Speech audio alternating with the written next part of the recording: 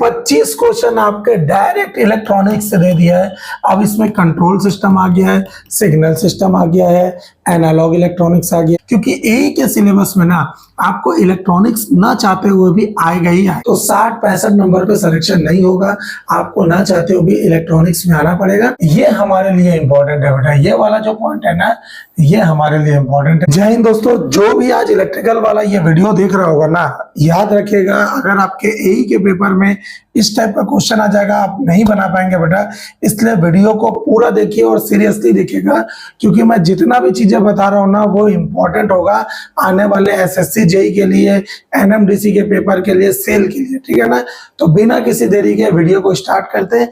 देखिए, ये जो पेपर है previous year number question paper assistant engineer का है, केरल स्टेट इलेक्ट्रिसिटी बोर्ड का 5/2/2025 को हुआ था, ठीक है ना। ये 2005 को, सॉरी 2005 को हुआ था।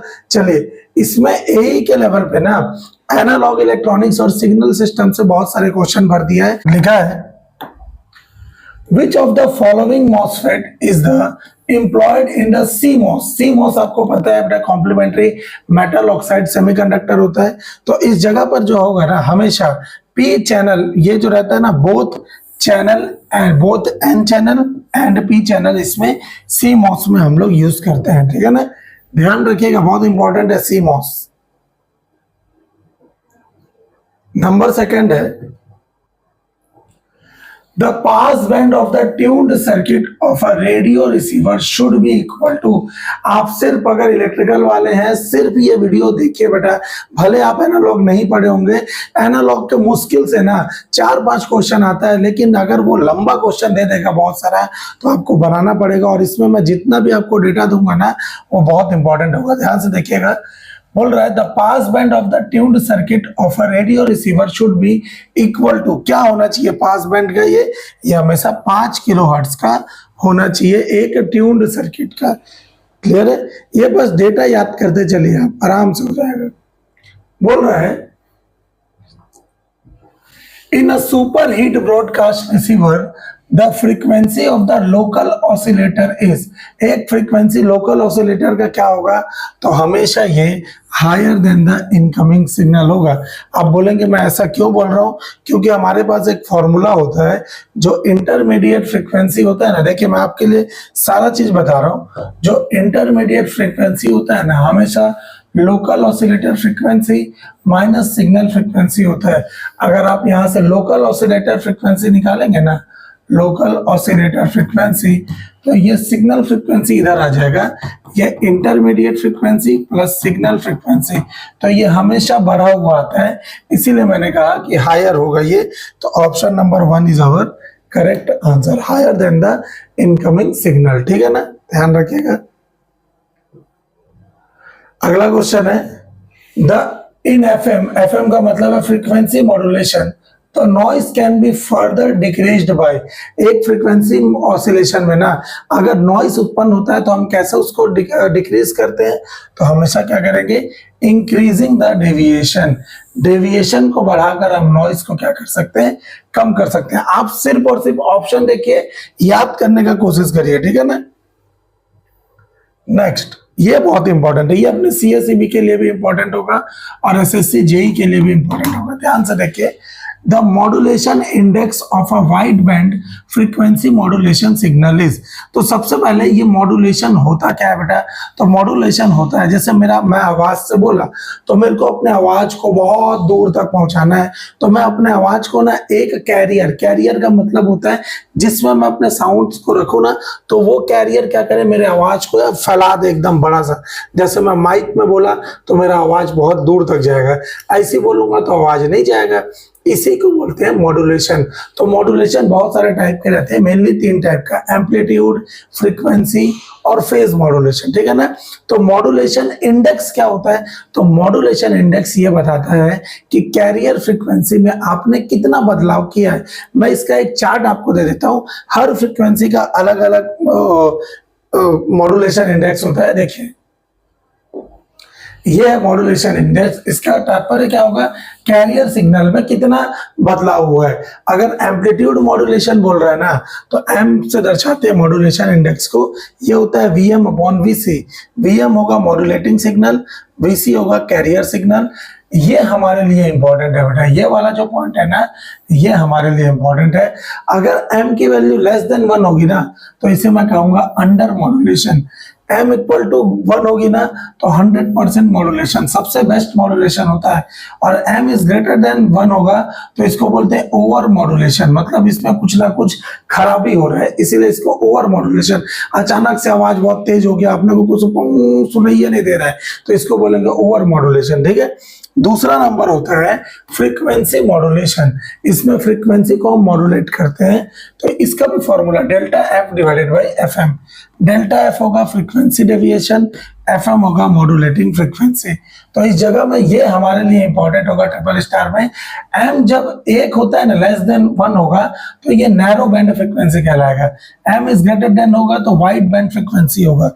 हमको क्वेश्चन में क्या दिया, देखिए यहाँ पर हमको बोला है the modulation index for wide band frequency signal. Wide पूछा है, वाइड वाइड देख रहे हैं ना, तो ये जो है ना, इसमें वाइड में हमेशा क्या होगा, ग्रेटर देन 1। नैरो रहता तो स्मॉलर होता, 100% तो होगा नहीं है ना, तो ये वाला हो जाएगा ऑप्शन। ये लेस देन 1 किस में होगा, नैरो बैंड फ्रीक्वेंसी। पूरे ये इलेक्ट्रॉनिक्स नहीं है, बहुत सारी चीजें आपको इलेक्ट्रिकल के भी मिलेंगे। ठीक है ना। Telephone receiver employees dash microphone. एक पुराना जो आप टेलीफोन यूज करते थे ना, तो जब आप हेलो हेलो जिस पर कान में लगा के बोलते थे, उसमें कौन सा इंडेक्स यूज करते थे, तो हमेशा इसमें कार्बन का हम लोग क्या करते थे, माइक्रोफोन यूज करते थे। Option number A is our correct answer. Next question है, which of the following has the longest wavelength. इनमें से किसका वेवलेंथ सबसे ज्यादा होता है, तो जिसकी फ्रीक्वेंसी सबसे कम होगी ना, उसी का वेवलेंथ ज्यादा होगा। आपको पता है कि फ्रीक्वेंसी वेवलेंथ के क्या होता है, इनवर्सली प्रोपोर्शनल होता है। ठीक है, तो इसमें हमारे पास जो है ना, हाई फ्रीक्वेंसी का जो ये वेवलेंथ होता है ना, ये सबसे अधिक होगा, इसीलिए इसकी फ्रीक्वेंसी सबसे कम होगी। ये अल्ट्रा हाई फ्रीक्वेंसी, ये सब यूएच, ये सब होता है ना, ऐसा वाला आपको एक मैं चार्ट दे दूंगा, बट अभी फिलहाल इसके लिए आंसर रहेगा हाई फ्रीक्वेंसी HF।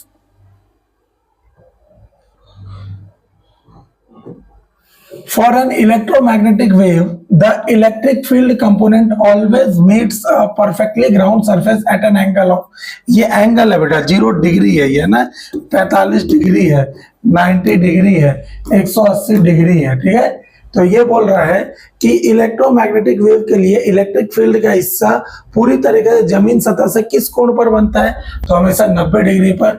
इसको भी मैं बोलूंगा, याद कर लीजिएगा, इंपॉर्टेंट क्वेश्चन है, 1 लाइनर पूछा जाता है हमेशा। फिर नेक्स्ट क्वेश्चन है, in television transmission the type of modulation used for videos। Video में हम लोग टीवी में जैसे मॉड्यूलेशन करते हैं ना, तो किस टाइप का मॉड्यूलेशन करते हैं, तो आपके पास है डबल, जो ये साइड बैंड, ये vestigial side band, single side band, या फ्रीक्वेंसी मॉड्यूलेशन, तो हमेशा vestigial side band. Option number B is your correct answer. VSB का मतलब होता है vestigial side band. Double side band का मतलब जहां पर 2 फ्रीक्वेंसी को मैच कराया जाता है। सिंगल साइड बैंड का मतलब 1 फ्रीक्वेंसी का। ठीक है, तो ध्यान रखिएगा, वेस्टिगल, ये इसका फुल फॉर्म होता है वेस्टिगल साइड बैंड। कभी कभी फुल फॉर्म भी पूछ देता है बेटा, है ना। आप देखेंगे, पढ़ रहे होंगे ना, आपको लग रहा होगा अरे यार छोड़ दूंगा ना। आप मुझे एक बात बताइए बेटा, जैसे ये Karnataka Kerala state electricity board जैसे ही पेपर आपके आ गए, आप क्या कर लेंगे बताइए। आपने पढ़ के गया पूरा इलेक्ट्रिकल, आ गया इलेक्ट्रॉनिक्स, कम से कम 15 से 20 नंबर का इलेक्ट्रॉनिक्स से आ गया, आप कैसे बनाएंगे। तो इसीलिए ये सब चीजों को थोड़ा सा ध्यान से पढ़ा जाता है। ठीक है ना। देखिए, ये कुछ ऐसे क्वेश्चन है ना जो 1 टाइम बन गए, एक बार पढ़ के इसको छोड़ना है। देखिए, द एस्पेक्ट रेशियो आपको मालूम है ना, जैसे मैं भी वीडियो बनाता हूं ना, तो यूट्यूब के लिए मैं बनाऊंगा 16:9 रेशियो में, और जो शॉर्ट्स के लिए बनाऊंगा ना, वो होता है 9:16 रेशियो में। तो यहाँ पर बोल रहा है aspect ratio in a TV receiver is, TV receiver का एस्पेक्ट रेशियो कितना होता है, तो हमेशा 4:3 होता है। लेकिन अभी जो एलईडी टीवी आ रहा है ना, जो नया नया बड़ा बड़ा आ रहा है, उसका एस्पेक्ट रेशियो 16:9 होता है, जो कि डायरेक्ट यूट्यूब वाला अलाउ कर देता है कि वो टीवी यूट्यूब से भी कनेक्ट हो जाता है, ठीक है ना, इसीलिए 16:9 में चलता है। The colour TV system adopted in India is, colour TV system, हमारे पास पहले black and white TV system था, अब आ गया कलर टीवी सिस्टम। तो कलर टीवी सिस्टम हमेशा PAL में चलता है, पाल इसको बोलते हैं, पल्स पल्स नहीं सॉरी फेज AC लाइन या फेज अल्टरनेटिंग लाइन, ठीक है ना, ये इसका नाम होता है फेज अल्टरनेटिंग लाइन। इस सिस्टम पे हमारा टीवी, कलर टीवी चलता है, ठीक है। ये सब आपने नाम सुना होगा, NTSC, CCTV, जो हम लोग कैमरा लगाते हैं वो वाला, इंडियन टीवी, ये सब सुने होंगे नाम। हाँ, ये बहुत इंपॉर्टेंट है बेटा। Geostationary satellites are placed in a equatorial orbits at a height of approximately, भूमध्य रेखा के ऊपर ना जियो सैटेलाइट आपको एक मिलता है जिसका हाइट बोला जाता है 36,000 किलोमीटर होता है। 36,000 किलोमीटर के ऊपर में ही आपको एक जियो स्टेशनरी सैटेलाइट मिलेगा हर देश का। नेक्स्ट है, कम्युनिकेशन सैटेलाइट से टीवी सिग्नल सीधे प्राप्त करने के लिए किस प्रकार के एंटीना की आवश्यकता होती है, तो हमेशा पैराबोलिक एंटीना की आवश्यकता होती है। पैराबोलिक से होता क्या है, ऐसे शेप में रहता है, तो ये मिड पॉइंट पर, सीधा मिड पॉइंट पर वो क्या कर सकता है, केंद्रित हो सकता है, ठीक है ना, सिग्नल पर। तो ये इंपॉर्टेंट है। फिर अगला है, Which of the following is the first operational satellite? India का नहीं पूछ रहा है, पूरे वर्ल्ड का पूछ रहा है, कौन सा फर्स्ट सैटेलाइट था, तो इनसेट था, इनसेट, ठीक है ना। इंडिया का बोला जाएगा तो आर्यभट्ट था, ठीक है, ये ध्यान रखिएगा। इंडिया में बोला जाएगा तो ये आर्यभट्ट था, और पूरे वर्ल्ड का देखा जाए तो ये इनसेट था, इनसेट। क्लियर है, चलें। When an electromagnetic wave makes a normal incidence on a perfect conductor, एक शुद्ध चालक पर ना जब किसी इलेक्ट्रोमैग्नेटिक वेव को डाला जाता है तो नॉर्मल कराया जाता है, तो इसमें इंसिडेंस कैसा होगा, तो हमेशा electric field component forms standing wave pattern. Standing wave pattern का मतलब होता है जो इलेक्ट्रिक फील्ड होगा वो ऐसे ऐसे ऐसे ऐसे आपको अनुप्रस्थ रूप में दिखाई देगा, ट्रांसवर्स रूप से दिखाई देता है, ठीक है ना। तो ये option number B is your correct answer. Paper tough है बेटा, क्योंकि एई का है, तो इसलिए मैं बोलूंगा नहीं कि आसान है, आपको पढ़ना पड़ेगा, है ना। लिखा हुआ है polarisation of electromagnetic wave is due to, कैसा दिखता है पोलराइजेशन, आपने सुना होगा बेटा, अनुप्रस्थ तरंगे, अनुदैर्घ्य तरंगे, ये दो तरंगों के बारे में आपने सुना होगा। अनुप्रस्थ तरंगे क्या होता है, जैसे मैं रस्सी को ऐसे झटकूं तो क्या होगा, रस्सी मूव नहीं करेगा, लेकिन उसका वेव वो कैसे होगा, मोशन ऐसे ऐसे होगा ना। रस्सी को मैं ऐसे झटका तो क्या रस्सी आगे बढ़ रहा है, क्या नहीं, वेव ऐसे ऐसे होता है, तो इसी को बोलते हैं ट्रांसवर्स नेचर। तो हमेशा अनुप्रस्थ तरंग जैसा ही इसका नेचर मिलता है, ठीक है ना, ध्यान रखिएगा इसको। ये अनुदैर्घ्य तरंग है जिसमें मेरा रस्सी भी मूव करे और मेरा कर्व भी ऐसे मूव करता है, ठीक है, तो ये ध्यान रखिएगा। देखिए पूछ रहा है the microwave range is, microwave का आपको मालूम होना चाहिए कि 30 गीगाहर्ट्ज से 300 गीगाहर्ट्ज होता है। गीगा का मतलब होता है 10⁹, ठीक है, ये ध्यान रखिएगा। माइक्रोवेव क्या होता है, जैसे आपने इस जगह पर माइक्रोवेव यूज कर रहा है, मान लीजिए आपने एक प्लेट के ऊपर एक समोसा रखा हुआ है और इसको आपको गर्म करना है, तो माइक्रोवेव ना इसके अंदर होने वाले जो लिक्विड होता है ना, जो लिक्विड उसके ऊपर अटैक करते हैं। आपका प्लेट गर्म नहीं होगा लेकिन समोसा गर्म हो जाएगा। आप देखिएगा कि कभी भी जैसे किसी जगह पर मेरे को हीट करना है, जैसे आप किसी पेस्ट्री वगैरह दुकान में गए तो आपको लेना है कुछ समोसा, तो 2 मिनट के लिए फिर उसमें डालता है माइक्रोवेव में और आपको वापस दे देता है। समोसा गर्म हो जाता है, प्लेट वगैरह गर्म नहीं होता, क्योंकि इसके सिग्नल ना डायरेक्ट समोसे के अंदर अगर कोई लिक्विड पार्टिकल है ना तो उसके ऊपर अटैक करके पूरे समोसे को गर्म करते हैं। ये ध्यान रखिएगा, ठीक है। तो इसका रेंज 30 गीगाहर्ट्ज से 300 गीगाहर्ट्ज। फिर नेक्स्ट बोल रहा है vacuum tubes can not be used eight microwave frequency because of. Vacuum tube क्यों यूज नहीं कर सकता? स्मॉल सीरीज नहीं, लार्ज शंट कैपेसिटर भी नहीं, हाई नॉइज टेम्परेचर भी नहीं। इसका ट्रांजिट टाइम क्या होता है? बहुत बड़ा होता है वैक्यूम ट्यूब का, इसीलिए इसका यूज नहीं करते। ट्रांजिट टाइम के बड़े होने से क्या हो गया? ट्रांजिट टाइम अगर बड़ा हो जाएगा ना तो एरर्स आने चालू हो जाएंगे जो कि जस्टिफाई नहीं होगा, ठीक है ना। तो लार्ज ट्रांजिट टाइम इसका आंसर होगा।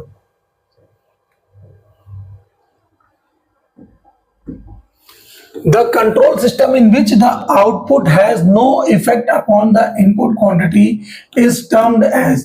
जिसका आउटपुट इनपुट से कोई भी लिंकअप नहीं रखता ना, इसे हम कहते हैं open loop system.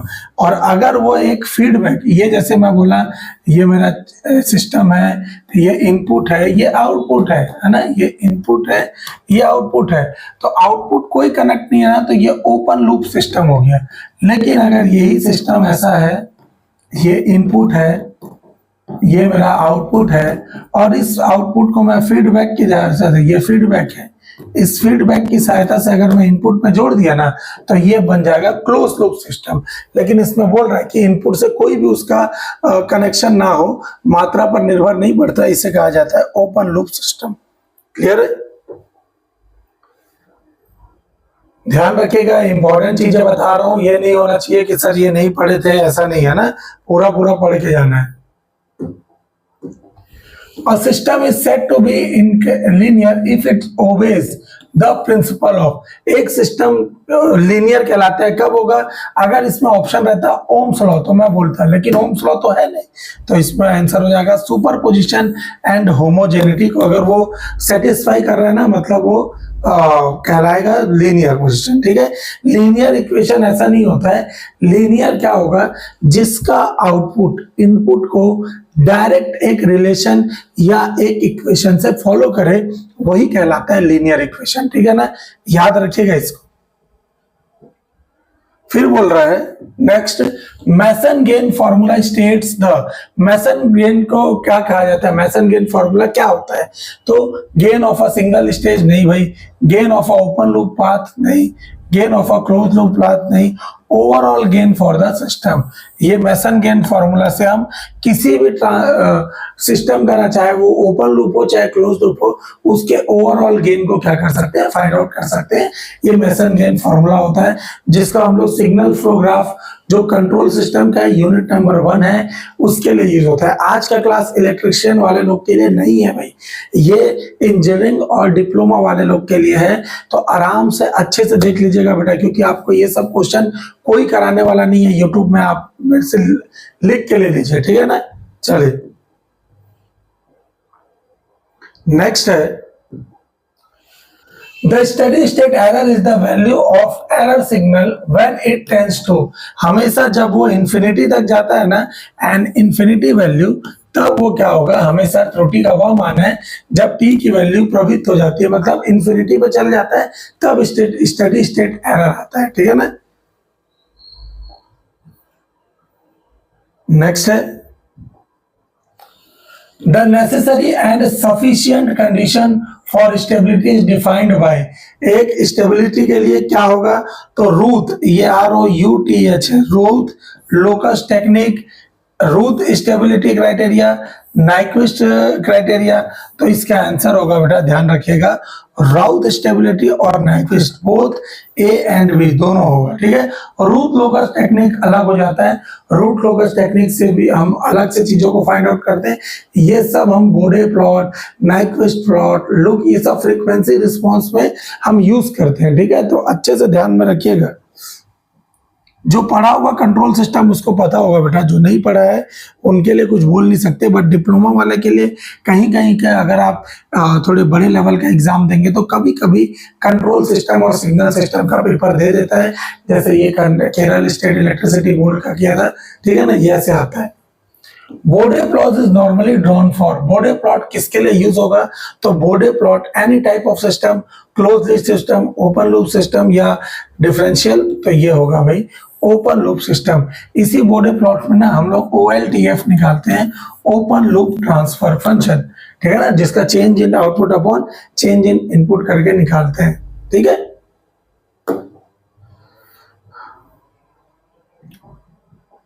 The basic requirement of a DC armature, अब यहां से इलेक्ट्रिकल चालू होता है, और ऐसा भी नहीं है कि इलेक्ट्रिकल बहुत ही आसान दिया है, ठीक ठाक क्वेश्चन दिया, जो पढ़ता होगा उसी से पता होगा। तो यहां पर आप देखेंगे ना 26 नंबर, मतलब करीब 25 क्वेश्चन आपको इलेक्ट्रॉनिक्स के मिले स्टार्टिंग में ही, और उसके बाद अब इलेक्ट्रिकल के मिल रहे हैं। तो ध्यान रखिएगा कि ये वाला जो क्वेश्चन है, the basic requirement of a DC armature winding is at the must be, क्या होगा, बेसिक रिक्वायरमेंट क्या होना चाहिए, a closed one, armature circuit हमेशा क्लोज होना चाहिए, उसमें लैप वाइंडिंग हो वेव वाइंडिंग हो फर्क नहीं पड़ेगा, क्लोज सर्किट हमेशा होना चाहिए। तो option number A is your correct answer.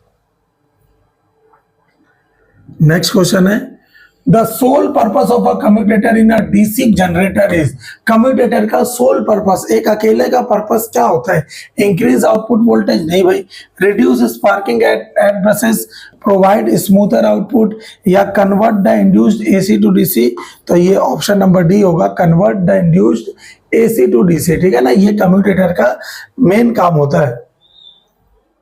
Next question है, lap winding is suitable for dash current and dash voltage, lap winding किसके लिए उपयोग किया जाता है बेटा, dash current and dash voltage, तो high current and low voltage के लिए हमेशा लैप वाइंडिंग यूज करते हैं। वेव वाइंडिंग अगर बोल देगा ना वेव वाइंडिंग, तो वेव वाइंडिंग आ जाएगा आपके लिए हमेशा लो करंट हाई वोल्टेज के लिए,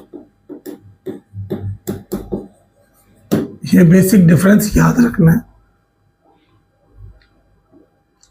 फिर नेक्स्ट क्वेश्चन बोल रहे हैं, the field poles and armature of a DC generator are laminated in order to reduce its, क्यों लैमिनेट करेंगे भाई, सीधा सा बात है, एडी करंट लॉस को रिड्यूस करने के लिए ही क्या करते हैं, लैमिनेशन करते हैं, वेट स्पीड हिस्टैरिसीस लॉस का कोई संबंध ही नहीं है, तो आंसर क्या हो जाएगा, एडी करंट लॉस, ठीक है। चलिए next, in a DC motor unidirectional torque is produced with the help of, एक यूनिडायरेक्शनल टॉर्क किसकी हेल्प के द्वारा प्रोड्यूस किया जाता है, तो ब्रशेस के द्वारा भी करते हैं, कम्यूटेटर के द्वारा भी करते हैं, एंड प्लेट्स के द्वारा नहीं करते भाई, A both A and B is your correct answer, ठीक है, यूनिडायरेक्शनल टॉर्क ये प्रोवाइड करता है। फिर लिखा है, द काउंटर ईएमएफ, ये ईएमएफ है of DC motor, DC motor का काउंटर ईएमएफ क्या होगा, क्या करता है, often exceed the supply voltage, नहीं भाई, एड्स द अप्लाइड वोल्टेज, ये भी नहीं होगा, हेल्प्स इन एनर्जी कन्वर्जन, ये option number C is your correct answer, regulates is the armature voltage, ये भी नहीं होगा, ठीक है ना, तो option number C is your correct answer. फिर नेक्स्ट क्वेश्चन बोल रहा है, The armature torque of a DC motor is a function of its, armature torque हमेशा फंक्शन होता है फ्लक्स और आर्मेचर करंट का, डीसी मोटर का बात कर रहे हैं तो फ्लक्स और आर्मेचर करंट का, क्या कहीं बोला है क्या कि डीसी शंट मोटर हो या सीरीज मोटर हो, डीसी सीरीज होगा ना तो टॉर्क IA स्क्वायर के प्रोपोर्शनल होगा, ये सीरीज मोटर का बात करेगा, अगर शंट मोटर का बात करता ना तो सिर्फ IA के प्रोपोर्शनल होता है, ये शंट मोटर के लिए होता है, ठीक है। तो क्योंकि मेरे को सिर्फ बोल रहा है डीसी मोटर, तो डीसी मोटर के लिए फील्ड फ्लक्स और आर्मेचर करंट दोनों के लिए आ जाएगा ऑप्शन नंबर डी, क्लियर है। चलिए नेक्स्ट,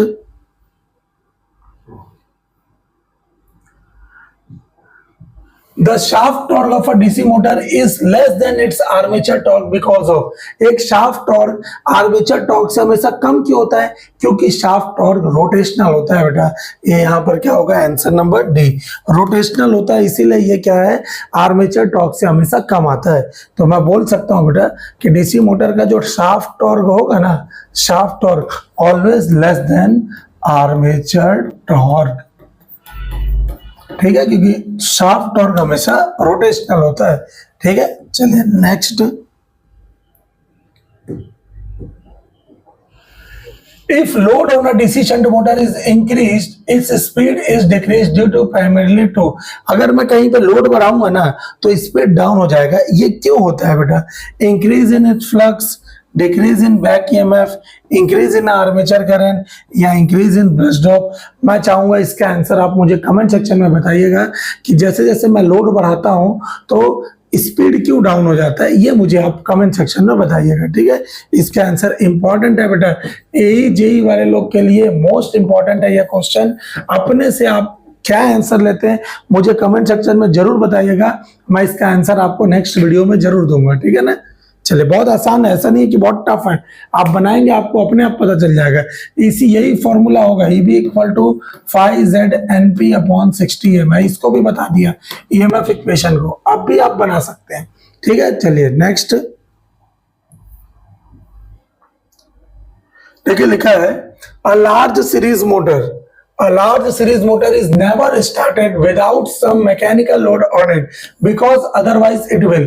एक सीरीज मोटर को ना बोल रहा है कि कभी भी बिना लोड के ऑन नहीं करते।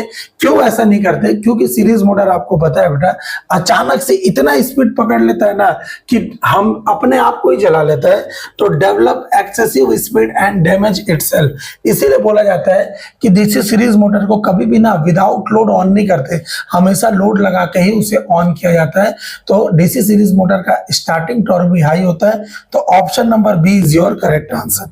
ठीक है, चलिए नेक्स्ट। ये लास्ट क्वेश्चन है आज का। When the load is removed, motors will run at the highest speed। जब लोड को हटा देंगे ना तो इनमें से कौन सा मोटर है जो सबसे अधिक इस हाईएस्ट स्पीड पर घूमेगा? तो अभी मैंने बताया कौन सा होगा? Series. Option number D is your correct answer. ठीक है ना, तो ये वाला पेपर ऐसा है ना, ये वाला पेपर ऐसा है कि जिसमें 25 क्वेश्चन आपके डायरेक्ट इलेक्ट्रॉनिक्स से दे दिया है।